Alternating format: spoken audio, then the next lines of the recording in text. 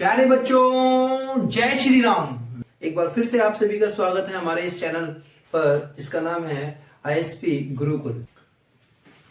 दोस्तों, फिर स्वागत है आप सभी का आपकी अपनी ऑनलाइन क्लास आईएसपी गुरुकुल में। आज हम आपके लिए लाए हैं active passive voice. Active passive को शुरू करने से पहले कुछ विशेष बातें जो आपका लिए जानना बहुत जरूरी है, इसलिए सबसे पहले आपको बताते हैं कि एक्टिव और पैसिव में अंतर क्या है। देखिए, एक्टिव का एक सेंटेंस आपको सामने रख रहा हूं।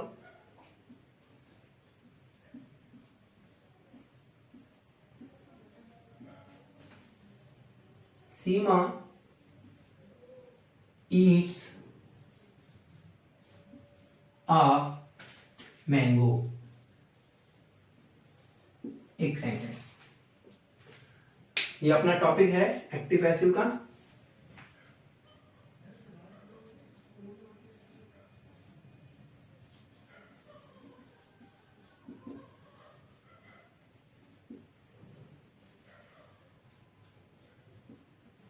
जी, तो सब चीज आगे इसको शुरू करें उससे पहले हम देखें कि एक्टिव में क्या है और पैसिव में क्या है। सबसे पहले आप देख रहे हैं सीमा। सीमा एक सब्जेक्ट है, इस कार्य को करने वाला जो कि मैंगो खाती है। सीमा एक सब्जेक्ट है और ईट इसका वर्ब, और तीसरा जो चीज है इसमें मेन वो है ऑब्जेक्ट। तीन चीजें। जब हम एक्टिव और पैसिव वॉइस करेंगे तो अब इन्हीं तीन चीजों को हमको सबसे मुख्य रूप से याद रखना है, और इन तीन चीजों की वजह से हम पैसिव जो है बहुत ही इजीली अपन इसको पैसिव में चेंज कर सकते हैं। तो देखिए, यहां पर सीमा जो है, सब्जेक्ट जो सीमा है वो काम करती है खाने का। और क्या खाने का? मैंगो खाने का।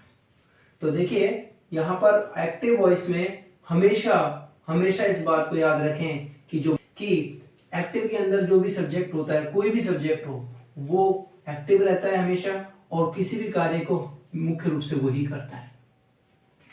दूसरा, हम बात करें पैसिव की, तो पैसिव में थोड़ा सा चेंज हो जाता है। ये दोनों चीजें, सब्जेक्ट ऑब्जेक्ट की जगह ले लेता है और ऑब्जेक्ट सब्जेक्ट की जगह ले लेता है। ये दोनों इंटरचेंज होते हैं, और जब ये इंटरचेंज होते हैं तो इनके साथ में इसके ऊपर भी इफेक्ट पड़ता है। जो वर्ब होती है वो भी उन्हीं के अकॉर्डिंग यहां पर चेंज होके आती है। तो देखते हैं सबसे पहले क्या।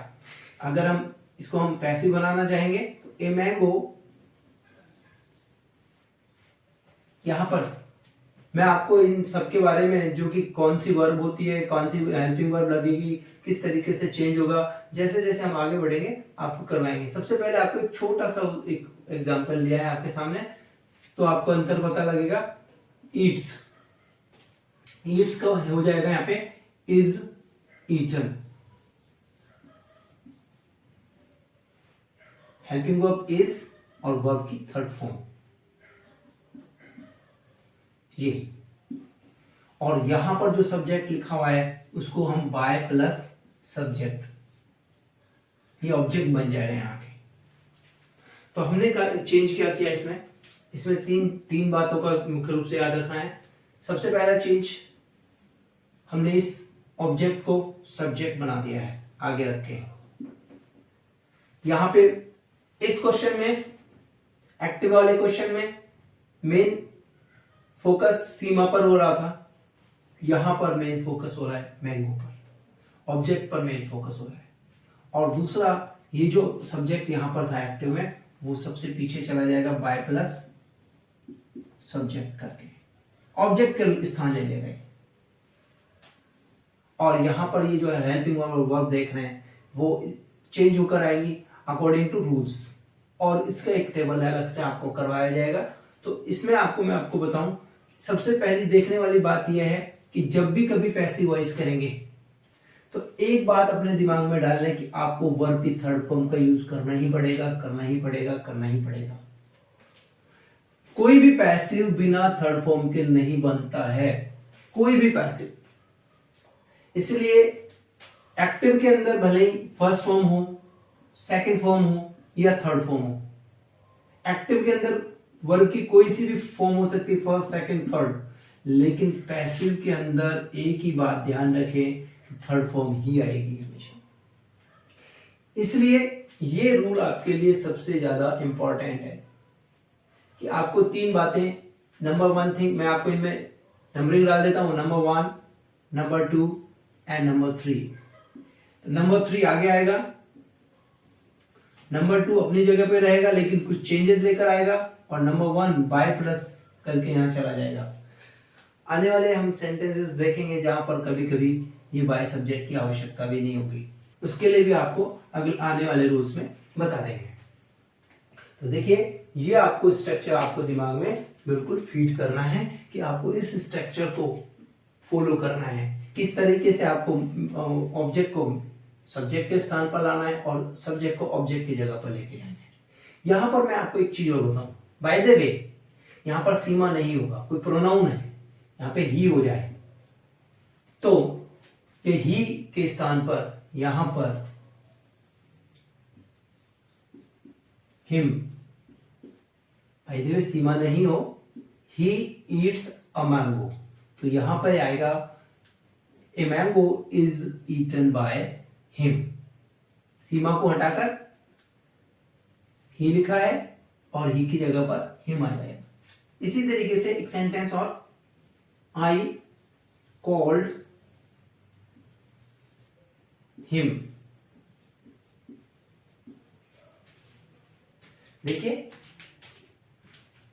यहां पर सब्जेक्ट ऑब्जेक्ट आपको बताया गया था, आगे ले लीजिए इसको, लेकिन ये हिम नहीं आएगा, यहां पे आएगा ही, और ये जाएगा पीछे बढ़ के बाय मी, पीछे बाय मी बढ़ के जाएगा। अब रही बात कॉल्ड की, ये वर्ब की सेकंड फॉर्म है, यहां पर वर्ब की फर्स्ट फॉर्म थी, इसके साथ एस या एस लगता है, लेकिन यहां पर हमेशा वर्ब की थर्ड फॉर्म ही आएगी। तो यहां पर आप देखते हैं कॉल्ड की थर्ड फॉर्म भी कॉल्ड ही होती है, लेकिन यहां पर ये चूंकि पास्ट टेंस है, यहाँ प्रेजेंट टेंस था, इज आया, पास्ट टेंस है, तो यहाँ पे वाज, ये वर का यूज होता है। अगर प्लूरल फॉर्म, प्लूरल प्रोनाउन होता तो वर आ जाता, यहाँ पर आ गया he was called by me. Numbering देंगे 1, 2 एंड 3, 3, 2, 1। इस नंबरिंग के अकॉर्डिंग भी आप इसको बहुत ही बेहतर तरीके से कर सकते हैं।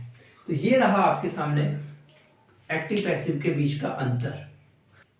एक्टिव वॉइस वो होती है जिसमें सब्जेक्ट खुद सक्रिय होता है, खुद एक्टिव होता है, क्रिया को करने में, किसी भी वर्ब को करने में वो मेन रोल। एक्टिव सेंटेंस वो होते हैं जिनमें सब्जेक्ट मेन होता है, जहां पर सब्जेक्ट एक्टिव रहता है हमेशा, और पैसिव वॉइस में सब्जेक्ट एक्टिव नहीं रहता है, सब्जेक्ट इनएक्टिव हो जाता है और सब्जेक्ट की जगह ऑब्जेक्ट ले लेता है और ऑब्जेक्ट पर फोकस होता है यहाँ पर। इसलिए एक्टिव पैसिव में यही अंतर है, जिसमें हम सब्जेक्ट को प्राथमिकता नहीं दे वो तो हुआ पैसिव वॉइस, और जहां सब्जेक्ट को प्राथमिकता देंगे वो होगा एक्टिव वॉइस। तो इस वाक्य में और इस वाक्य में अंतर है, सीमा खाती है आम, अर्थात सीमा एक आम खाती है, और यहां पर एक आम खाया जाता है। प्रायोरिटी किसको मिली है? आम, ऑब्जेक्ट को। एक आम खाया जाता है किसके द्वारा? सीमा के द्वारा। तो यहां पर सीमा को यहां पर इनएक्टिव में रखा है। इसलिए ध्यान दें कि जिन वाक्यों में सब्जेक्ट एक्टिव होता है वो एक्टिव वॉइसेस होती हैं, और जिन वाक्यों में सब्जेक्ट इनएक्टिव होता है, ऑब्जेक्ट ही इसको ऑब्जेक्ट का ही मेन रोल होता है, तो वहां पर वो पैसिव वॉइस में नहीं रहते। तो एक्टिव पैसिव में आगे बढ़ने से पहले एक टेबल आपके सामने रखा हूं, टेबल आपको अच्छे से एक बार देखकर इसको अपने दिमाग में फिट कर लेना है।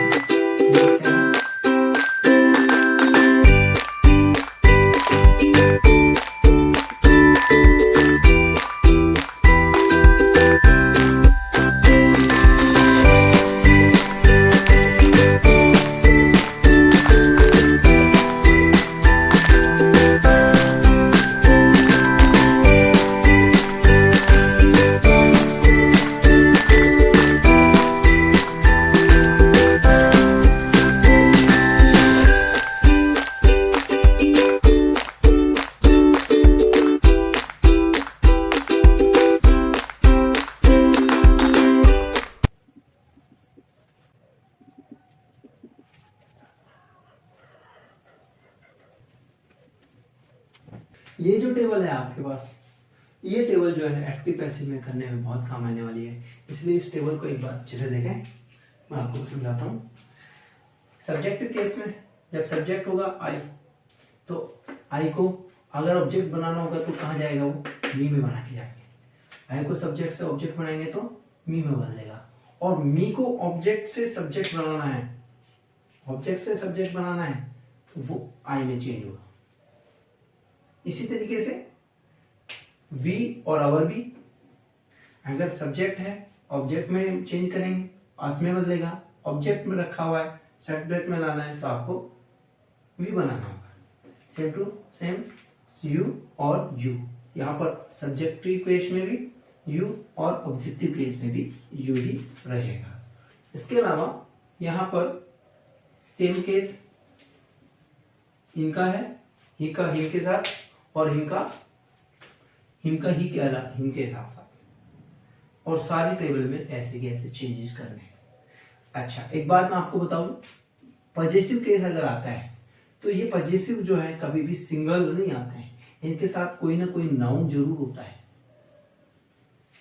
My car, my brother, our sister, our family, कुछ भी यहाँ पर इनमें जुड़ा होता है, तो वो अगर सब्जेक्ट के रूप में है तो भी वो वैसे के वैसे रहेंगी, और ऑब्जेक्ट के रूप में तो भी वैसे के वैसे, इनमें कोई चेंजेस होने वाला नहीं है। तो यहाँ पर ये अकेला नहीं आएगा, ये कोई ना कोई नाउन को लेकर साथ में आता है, ये आपको ध्यान रखना है। अब हम इसकी सेकंड टेबल को देखते हैं, टेबल नंबर 2।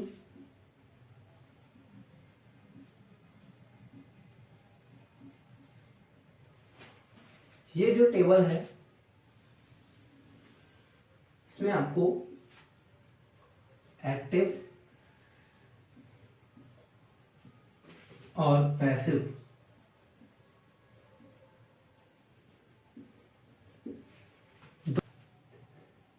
चेंज वर्ब्स या tense,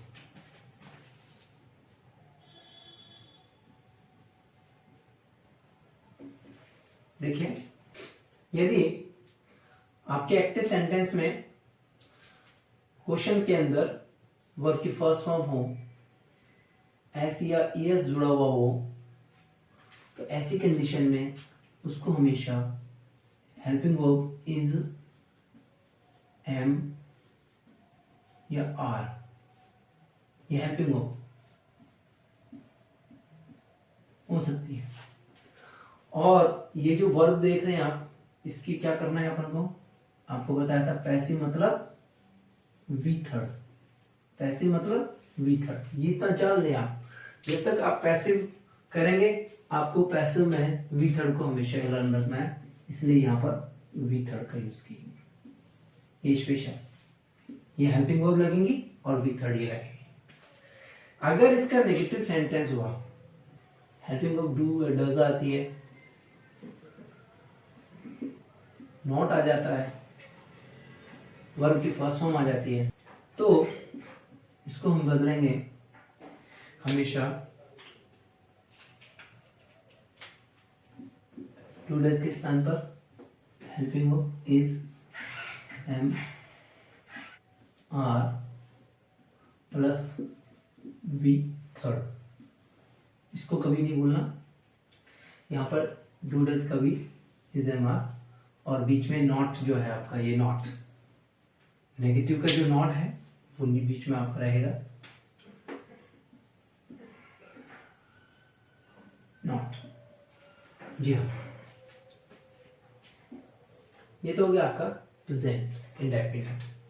number 2, helping verb is, am are, और वर्ब के साथ फर्स्ट फॉर्म एनजी जुड़ा हो, तो ऐसी कंडीशन में हमको क्या करना होगा, सबसे पहले इज एम आर का इज एम आर ही रहेगा, देखते हैं, इज एम आर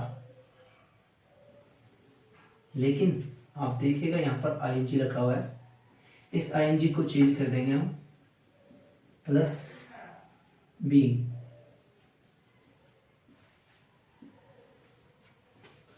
और ये जो आपका बचा हुआ है क्या, थर्ड फॉर्म, ये थर्ड फॉर्म में जाएगा ये, और ये इज़ेमार के अकॉर्डिंग चलेगा। इन बातों को आपको कोई भी एक्टिव ऐसे में ध्यान रखना होगा। तीसरा है, यदि ये कंटिन्यूअस था प्रेजेंट का, अब हम बात कर रहे हैं प्रेजेंट परफेक्ट की। यदि हेल्पिंग वर्ब हैज या है और वर्ब की थर्ड फॉर्म, देखिए यहाँ पे ऑलरेडी थर्ड फॉर्म है, फर्स्ट फॉर्म हो, आईएनजी हो, थर्ड फॉर्म हो, कोई फर्क नहीं पड़ता, आगे थर्ड फॉर्म में आ जाए। चेंज क्या होगा वो देखने की बात है। चेंज करने के लिए आपके पास हेल्पिंग वर्ब हैज हैव का हैज हैव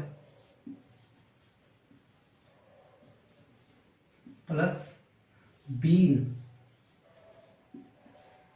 और वर्ब की थर्ड फॉर्म, ये नेक्स्ट है helping verb has have plus be plus V first ING. अगर ये कोई टेंस होगा तो इसका कोई पैसिव नहीं बनेगा, देयर इज नो पैसिव। ये इस तरीके से हमने इसको प्रेजेंट को देखा है, present indefinite, present continuous, present perfect continuous, इन सब की चेंजेस ये हैं। सेम टू सेम हम बात करते हैं पास्ट टेंस की। पास्ट टेंस में भी कुछ नहीं बदलना है, सेम वही रहेगा, बस कुछ जो चेंजेस होने वाले हैं वो आपके सामने हैं। अगर V2 हुआ तो यहाँ पर was या were, यदि यहाँ पर did not तो यहाँ पर was या were। अकॉर्डिंग टू ऑब्जेक्ट, ये यहाँ पर एक्टिव में सब्जेक्ट एक्टिव रहता है तो यहाँ से ये सारी से हेल्पिंग वर्ब सब्जेक्ट के अकॉर्डिंग चलती हैं, और यहाँ पर पैसिव में ऑब्जेक्ट मेन होता है, ऑब्जेक्ट पे फोकस होता है, तो यहाँ ये सारी हेल्पिंग वर्ब चलेंगी ऑब्जेक्ट के अकॉर्डिंग। दूसरा नेक्स्ट है, यहाँ पर हम बात कर रहे हैं was या were, तो यहाँ पर भी was या were, बीइंग का आईएनजी का बीइंग होने वाला है, विथ फर्स्ट का वी थर्ड होने वाला है। यहाँ पर हम बात कर रहे हैं हेड की, यहाँ पर भी हेड आ जाएगा, हेड वर्ब की थर्ड फॉर्म, यहाँ पे हेड बीइंग प्लस वर्ब की थर्ड फॉर्म। नेक्स्ट है यहाँ पर हेड बीइंग आईएनजी था, इसका कोई भी चेंज नहीं है। नेक्स्ट है नाइन्थ, अगर हेल्पिंग वर्ब विल या शैल,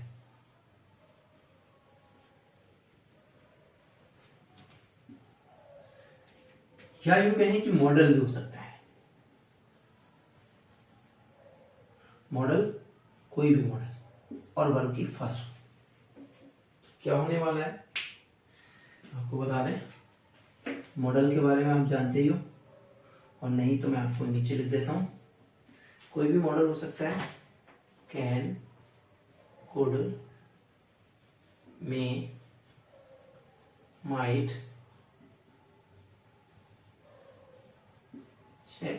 शैल विल शैल आ गया, शुड, वुड,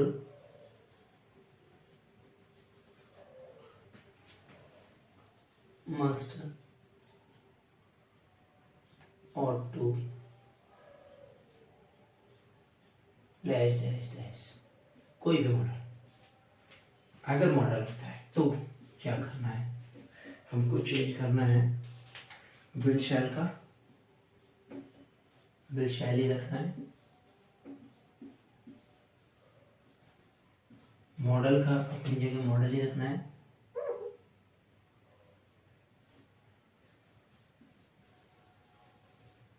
और प्लस बी लगाना है, उसके साथ ही वर्ब की थर्ड फॉर्म। यहां पर बी लगाना है एक्स्ट्रा। जी हाँ, ये जो बी है इसके साथ वर्ब की थर्ड फॉर्म आएगी, ये एज इट इज आएगा यहां से। ठीक है, इसे ये पास्ट का हो गया और ये फ्यूचर का। फ्यूचर में एक और रह रहा है, आपको बताते हैं, इसको हटा देते हैं। यदि helping verb will, shell,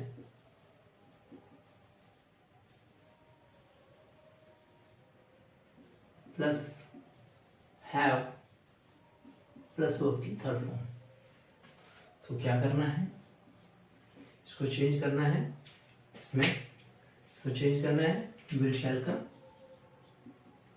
will शैल,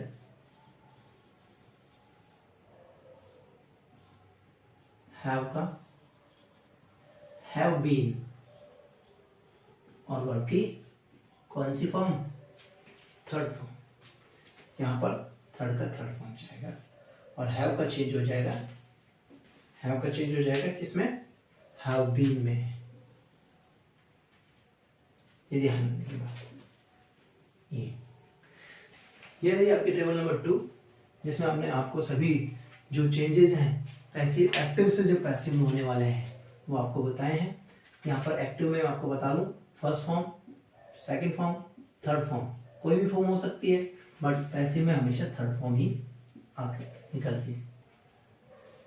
अगली क्लास में हम आपको इन सभी के सेंटेंसेस करवाएंगे, simple sentence, double object sentence, unimportant subject वाले सेंटेंस, इंट्रोगेटिव के सेंटेंसेस, जितने भी सेंटेंसेस इसमें आ जाते हैं उन सभी सेंटेंसेस को करवाएंगे।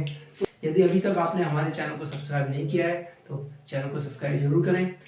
यदि आपको हमारी वीडियोज अच्छी लगती हैं तो इनको आगे शेयर कीजिए। आज की वीडियो में इतना ही, अगली वीडियो में आपसे फिर मिलेंगे, तब तक अपना ख्याल रखिएगा। जय हिंद।